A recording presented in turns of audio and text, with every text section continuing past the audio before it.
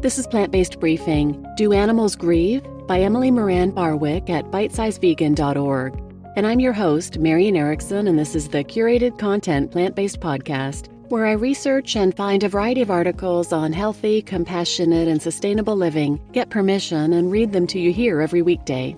Today's article is from a new contributor I'm thrilled to be able to read from. She creates amazing content. Emily Moran Barwick founded Bite Size Vegan to provide non-vegans with information and to provide teaching tools to current vegans. She believes in the power of an informed public, that everyone deserves to know the truth about what they're putting in their body, about what they're feeding their children, about how what they eat impacts their planet, and they certainly deserve to know what they are paying others to do to animals in their name. She provides this information in bite-sized videos, some created specifically for children. Emily takes the time to do the research on the ever-growing mountains of information on the myriad of issues inherent in and surrounding veganism. She creates engaging social media content with the integrity and depth of research-backed, transparently cited educational information. So now let's get to today's plant-based briefing. Do Animals Grieve? By Emily Moran Barwick at bitesizevegan.org/animalsgrief. Harper and Cole were best friends. They'd been through serious trauma together and made it out on the other side, bonded closer than ever. The pair were inseparable.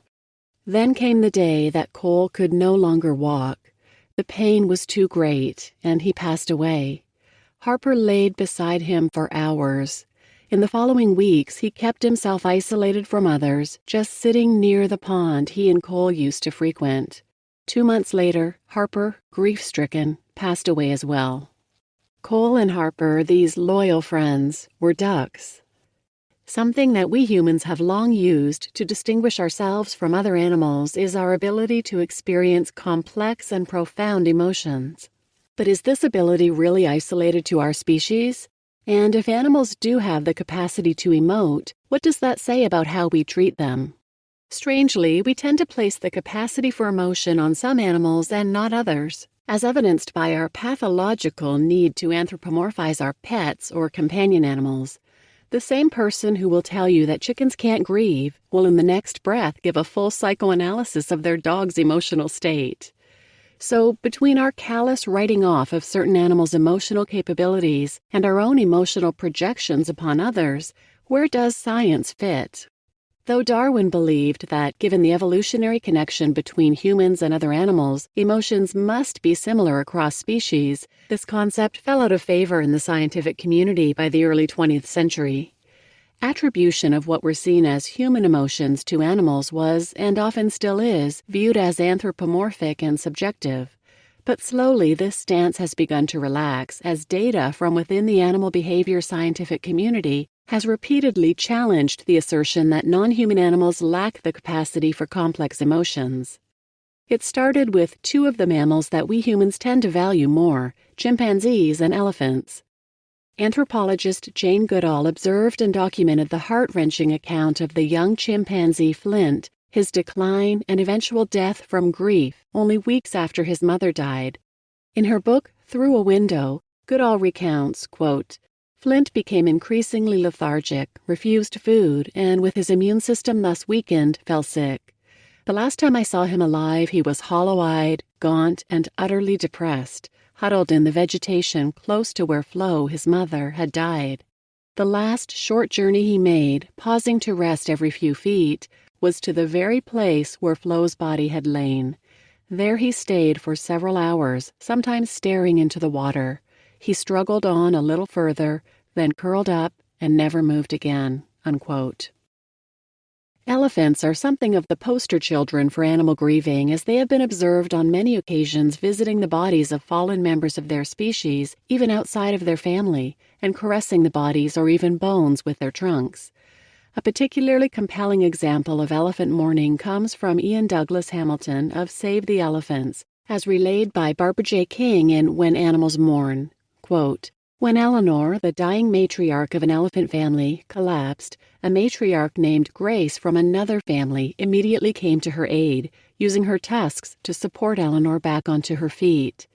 When Eleanor fell again, Grace stayed with her, pushing on her body for at least an hour, even though her own family moved on. Then Eleanor died. During the course of the week that followed, females from 5 elephant families, including Eleanor's own, showed keen interest in the body. Some individuals appeared upset, pulling at and nudging the body with trunk and feet, or rocking back and forth while standing over it, unquote. It's easier for us to recognize emotions in larger-brained mammals, particularly ones we traditionally have romantic notions about, like elephants, gorillas, chimpanzees, and dolphins.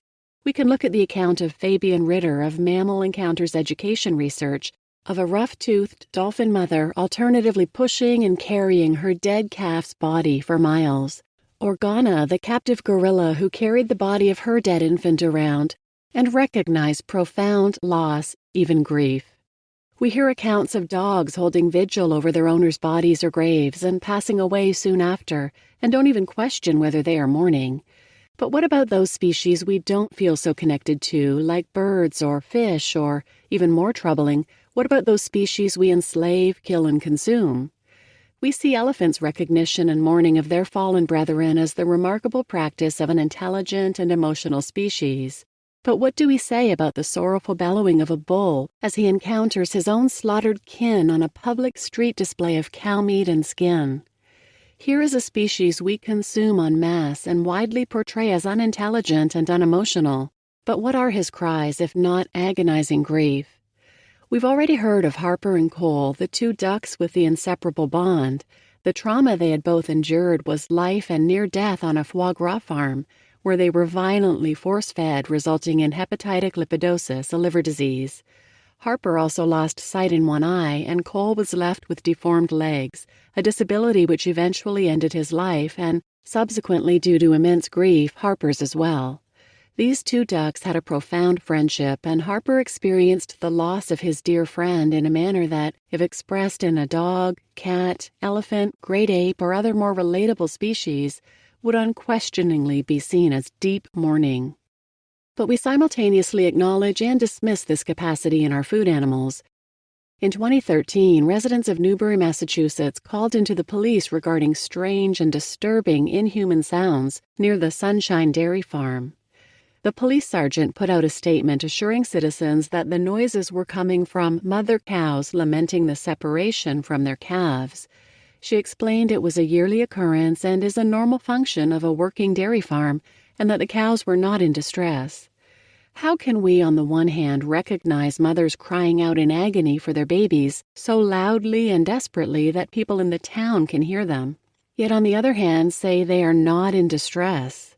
And more importantly, how do we continue to justify this treatment as a normal part of our practices? Is kidnapping the newborn children of other beings so that we can have their milk really normal? And is it really worth all that heartache and loss? These are the questions we have to ask ourselves when confronting the emotional lives of non-human animals. We may feel compelled to chalk it all up to evolutionary instinct. Western scrub jays, for example, hold what we would call funerals when they encounter a dead member of their species. Teresa Iglesias and colleagues from the University of California, Davis, noted that jays, on seeing a dead bird, gather around and cry out. This is seen to be a tactic to warn others of a danger and thus evolutionarily beneficial. But most aspects of grief are not advantageous at all, so why then do animals, us included, have this emotion? In When Animals Mourn, anthropologist Barbara King proposes that, quote, what is adaptive then may not be grief itself, but instead the strong positive emotions experienced before grief comes into the picture, shared between 2 or more living animals whose level of cooperation in nurturing or resource acquisition tasks is enhanced by these feelings, unquote. In short, if there is grief, there must have been love. King states in How Animals Grieve, quote, love in the animal world often entwines with grief in an acute mutuality, perhaps even more than the degree of social cohesion within a species. It is love between individuals that predicts when grief will be expressed, unquote. Strangely enough, we are consistently astounded by non-human animals' emotional capacities. Every now and again, there's a new article or study expounding upon the amazing possibility that animals may feel X, Y, or Z emotion, or be far more intelligent than we once thought. Yet somehow we don't take these revelations to their ultimate conclusion. Animals obviously possess complex inner lives that we are not entirely privy to, and is it really ethical to treat them as inferior, unemotional, unintelligent creatures until we decide we have enough evidence to the contrary? As to why animal emotions are not studied more, King makes the apt observation that, quote, to plumb the depths of animal thinking and feeling means to reassess how we, collectively as a society and individually as persons, treat other animals, unquote. Confronting other animals' capacity for emotion means confronting our behavior towards and treatment of them, and relegating them to an inferior status is certainly easier and far more comfortable for us.